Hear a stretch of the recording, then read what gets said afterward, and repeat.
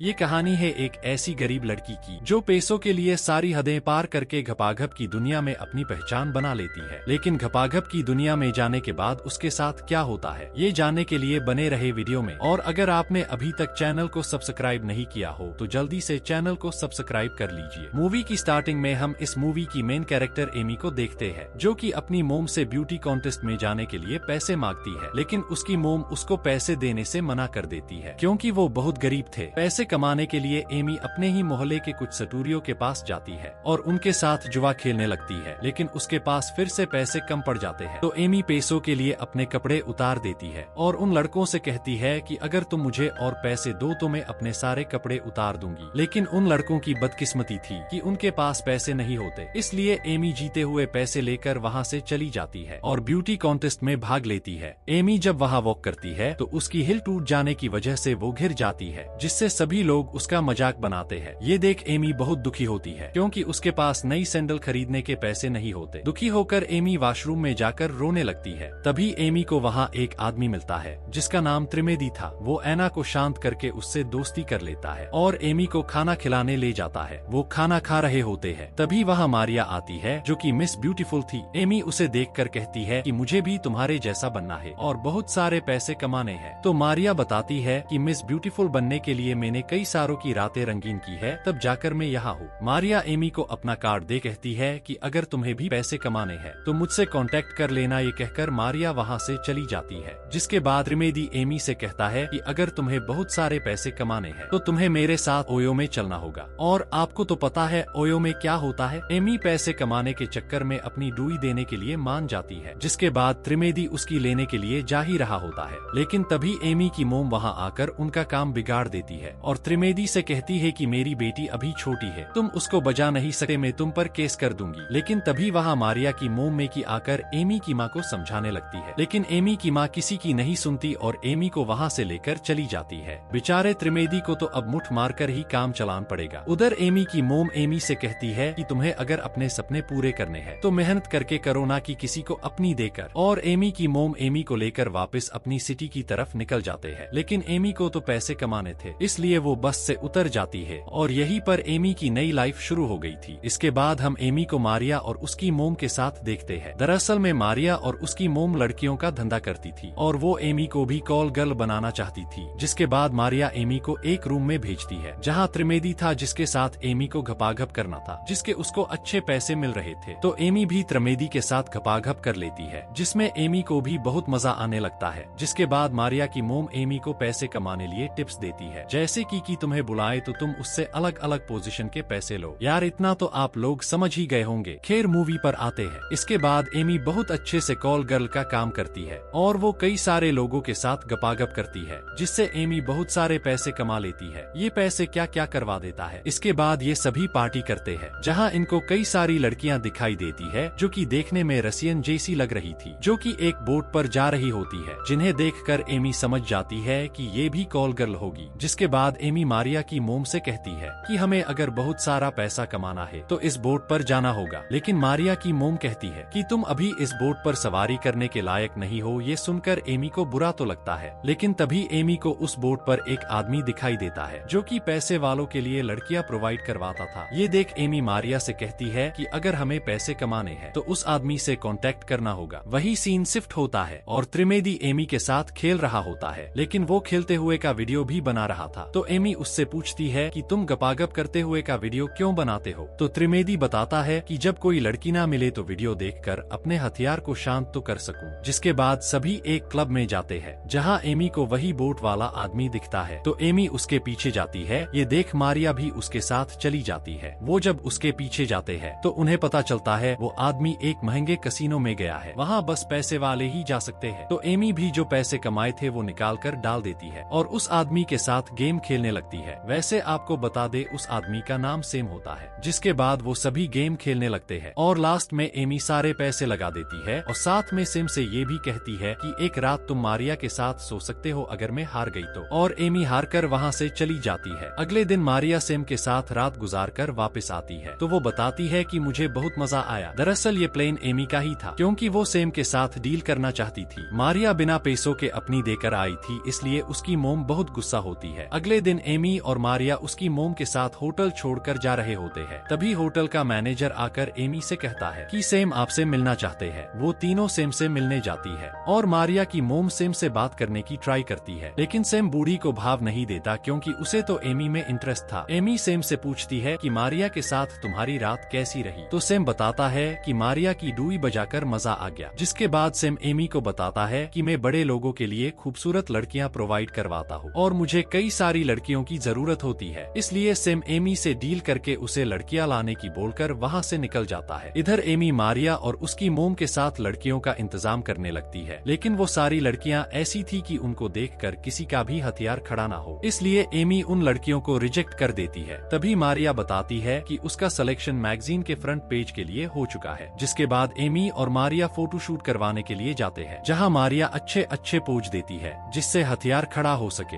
तभी एमी की नजर वहां रखी एक बुक पर जाती है जिसमें सारी मॉडल और टीवी एक्ट्रेस के नंबर थे, तो एमी उस बुक को रख लेती है। घर आकर उन्हें कॉल करके इंटरव्यू के लिए बुला लेती है और अगले दिन उन सभी हॉट लड़कियों का इंटरव्यू लेने लगती है। मतलब ये कि उन्हें सिखा रही थी कि किसी को भी अपनी डुई कैसे दे और कैसे सामने वाले का हथियार खड़ा करे जिससे वो ज्यादा पैसे दे। ये सब कुछ चल ही रहा था कि तभी वहाँ एमी की मोम भी आ गई थी। उधर कुछ लड़कियां तो मना करके जाने लगती है। तभी एमी की नजर उसकी मोम पर जाती है, लेकिन उसकी मोम को सब कुछ पता चल गया था कि एमी इतने सारे पैसे अपना खाता खुलवा कर कमा रही है। एमी अपनी मोम को समझाने लगती है, लेकिन एमी की मोम उसकी एक नहीं सुनती, तो गुस्से में एमी भी बोल देती है कि आपने भी तो कई बार अपनी गुफा में उस मैनेजर को सुलाया है जिसके यहाँ आप जॉब करती थी। ये सुनकर तो उसकी मोम को और ज्यादा गुस्सा आ जाता है और वो एमी के मुंह पर पैसे फेंक कर चली जाती है, जिससे एमी काफी सैड हो चुकी थी। तो मारिया एमी को चुप करवाती है और एमी को बताती है कि उसका बाप तो उसके साथ गलत काम किया करता था, इसलिए उसकी माँ ने उसे कॉल गर्ल बना दिया। तो एमी बताती है कि ये मर्द जात ही ऐसी है, कई भी हॉट लड़की दिखे तो साले उसकी लेने की सोचते हैं। वही सीन शिफ्ट होता है और हम देखते हैं कि एमी ने सेम की जरूरत के हिसाब से रसियन जैसी लड़कियों का इंतजाम कर लिया था, जिसमें केमिली नाम की वेटर भी थी जो अपने बॉयफ्रेंड के लिए पैसे कमाने के लिए एमी की टीम में शामिल हो चुकी थी। जिसके बाद सभी लड़कियां फ्रांस पहुंच जाती है और जाकर वो सेम से मिलती है। सेम उन्हें कुछ रूल्स बताता है कि यहाँ स्मोक करना मना है और कोई भी लड़की गेस्ट को सेक्स करने के लिए आगे से नहीं बोलेगी जब तक कि गेस्ट अल्टीमेट होने की नहीं बोल दे। जिसके बाद सारी लड़कियां होटल के लग्जरी रूम में जाती है, जिसको देखकर वो सभी खुश थी। केमली थोड़ी सैड होती है क्योंकि उसने पहले कभी ऐसा काम नहीं किया था, लेकिन एमी उसे समझाती है कि हमें इसके लिए बहुत सारे पैसे मिलेंगे। वैसे भी तुम अपने बॉयफ्रेंड को तो अपनी फ्री में देती हो, लेकिन यहाँ तुम्हें डुई बजवाने के बदले पैसे मिलेंगे। ये सुनकर केमली भी मान जाती है। जिसके बाद सभी तैयार होकर बाहर जाती है, जहाँ उनकी पार्टी का होस्ट सेंटिनो और उसके 2 भाइयों से मिलती है। जिसके बाद ये सभी मिलकर पार्टी करते हैं और ये लड़के सारी लड़कियों का खाता खोलते हैं। खाता खोलते हुए मैं दिखा नहीं सकता और ये सभी खूब एंजॉय करते हैं। सेंटिनो को केमली पसंद आ गई थी, इसलिए सेंटिनो केमली को अपने रूम में लेकर जाता है और किस करते हुए केमली को बजाने लगता है। केमली सेंटिनो की प्यास बुझाने के बाद अपने रूम में जाती है, जहाँ वो एमी को बताती है कि सेंटिनो बहुत अच्छा है, उसने मुझे खाना बनाकर खिलाया था। इन सब से केमली बहुत खुश थी। अगले दिन एमी और सेम आपस में बात कर रहे होते हैं, जिन्हें देखकर मेकी मारिया से कहती है कि हमें सेंटिनो को अपने जाल में फंसाना होगा ताकि हम एमी को छोड़कर बहुत सारे पैसे कमा सके। जिसके बाद वो दोनों सेंटिनो के पास जाती है, जहाँ सेंटिनो एक बिजनेस मीटिंग कर रहा था, इसलिए उनसे बाद में बात करने को कहता है। मेकी का वहाँ कोई जुगाड़ नहीं बैठता, इसलिए वो मारिया से सेंटिनो के साथ बेटे बिजनेसमैन के साथ सोने की बोलकर उन्हें अपने झांसे में लेने को बोलती है। अगले दिन पार्टी में हम देखते हैं कि सेंटिनो दूसरी लड़की को अपनी प्यास बुझाने के लिए लेके चला जाता है। ये देखकर केमली को बुरा लगता है क्योंकि वो भी एक रात सेंटिनो के साथ सोई थी।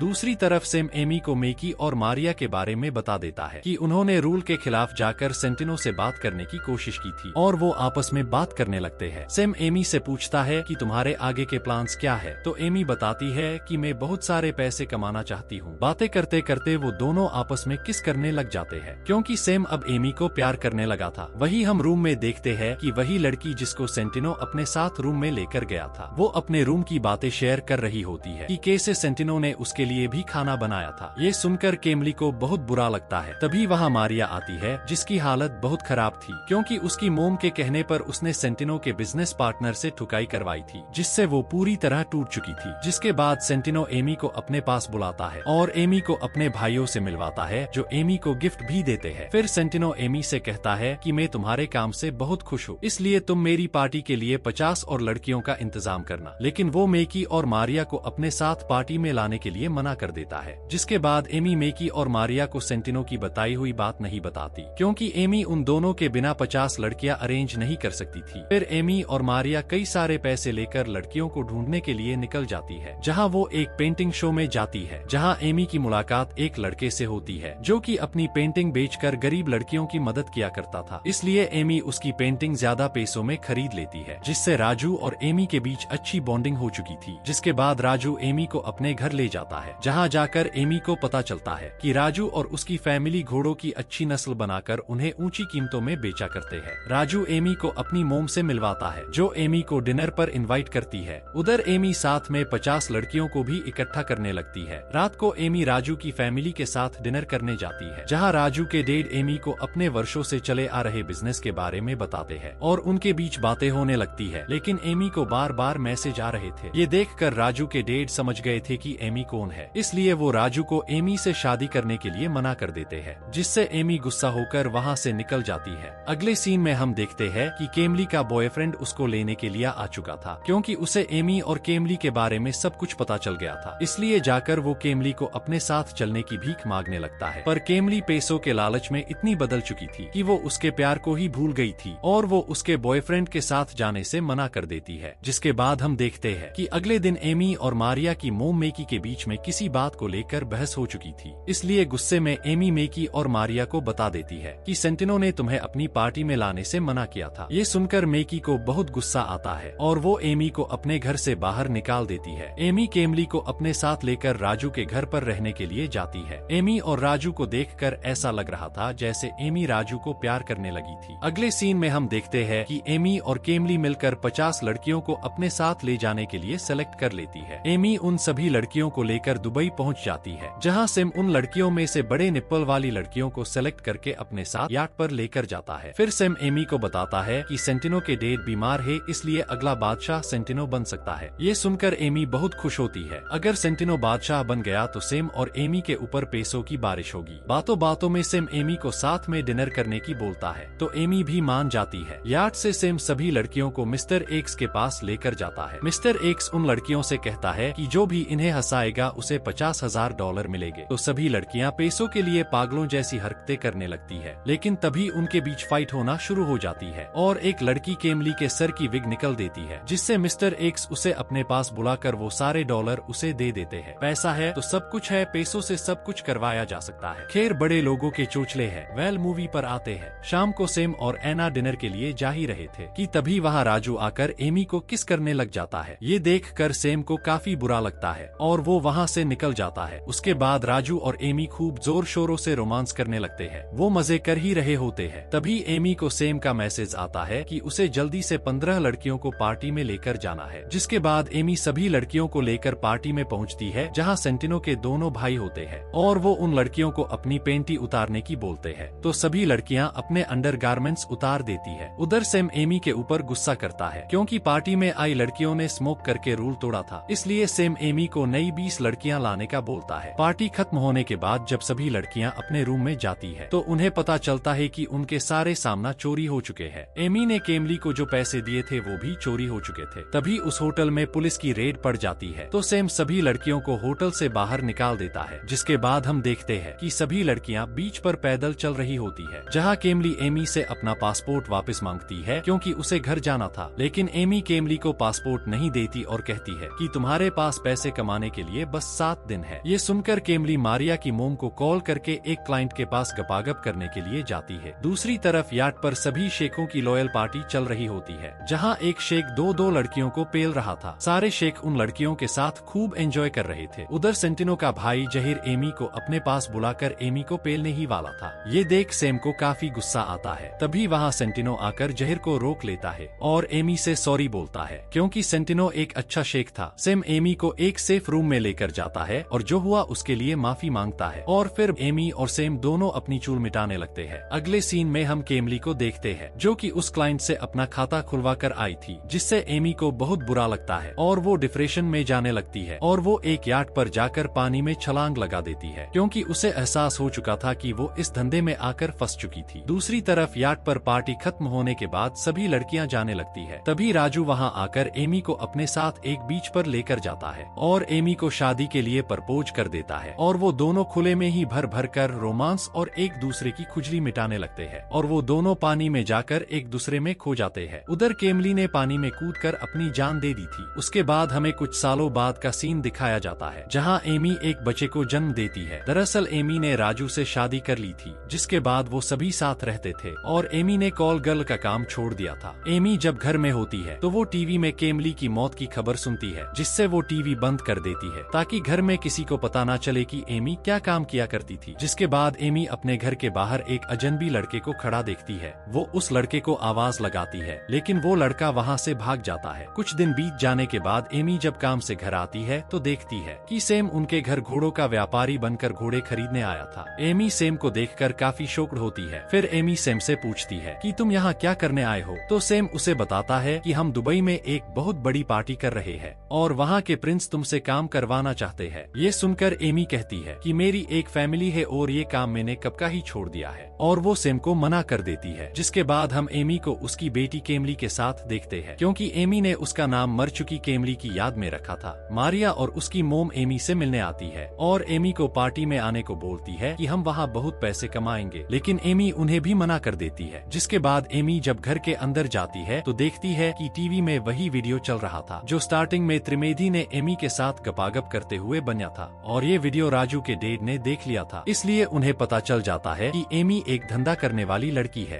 तो वो एमी को धक्के मारकर घर से बाहर निकाल देते हैं। एमी की सच्चाई अब राजू को भी पता चल गई थी, इसलिए वो भी एमी का साथ छोड़कर अपनी बेटी को अपने साथ ले जाता है। इससे एमी बहुत परेशान होती हुई मारिया और उसकी मोम के पास जाती है और वो तीनों दुबई जाकर शेखों की पार्टी में जाती है, जहाँ सारे शेख मिलकर लड़कियों के मजे ले रहे थे और एंजॉय कर रहे थे। एमी सेम के पास जाती है। सेम एमी को जहीर के पास लेकर जाता है, क्योंकि जहीर ने सेंटिनो को मारकर खुद दुबई का किंग बन चुका था और उसने दुबई के सारे रूल्स भी बदल दिए थे। जिसके बाद जहीर एमी को अपनी चोट का निशान दिखाता है जो एमी ने उसे पहले दिया था। ये देख एमी वहाँ से मारिया और उसकी मोम के पास जाकर उनसे वहाँ से चलने की बोलती है, लेकिन मारिया की मोम एमी से बोलती है कि मुझे पता है सेंटिनो मर चुका है और जहीर यहाँ का किंग है और उसी के कहने पर हम तुम्हें यहाँ लेकर आए हैं। ये सुनकर एमी उस पार्टी से भाग जाती है और वो एक रेगिस्तान में पहुँच गई थी, लेकिन जहीर एमी को पकड़ लेता है और वापस अपनी पार्टी में ले आता है, जहाँ जहीर और उसका भाई दोनों मिलकर एमी के साथ जोर जोर से गपागप करते हैं और वो सेम को भी जबरदस्ती एमी के साथ अल्टीमेट होने की बोलते हैं, जिससे एमी की हालत बहुत खराब हो चुकी थी। इतनों के साथ गपागप करना कोई मामूली बात थोड़ी है। अगले सीन में हम एमी को देखते हैं जो अपनी बेटी से मिलने जा रही थी, लेकिन पुलिस उसे पकड़ लेती है, क्योंकि केमली की मौत एमी की वजह से ही हुई थी और इसका पता केमली के बॉयफ्रेंड ने लगाया था और पुलिस को बता दिया था। फिर एमी के खिलाफ वो सारी लड़कियां बयान देती है जिनसे एमी ने काम करवाया था, लेकिन मारिया एमी की साइड बोलती हुए कहती है कि एमी गलत है, लेकिन वो आदमी भी गलत है जो पैसे देकर ऐसे काम करवाते हैं। इन सब के बाद एमी को जेल हो जाती है। जेल में एमी से उसकी मोम मिलने आती है, क्योंकि लास्ट में माँ ही काम आती है। इसके बाद हमें कुछ सालों बाद का सीन दिखाया जाता है, जहाँ एमी जेल से रिहा होकर अपनी सिटी आ जाती है और अपनी मोम की शॉप पर काम करने लगती है, और इसी के साथ इस मूवी की हैप्पी एंडिंग हो जाती है। अगर आपको मूवी पसंद आई हो तो वीडियो को लाइक कर कमेंट जरूर करें। Thanks for watching.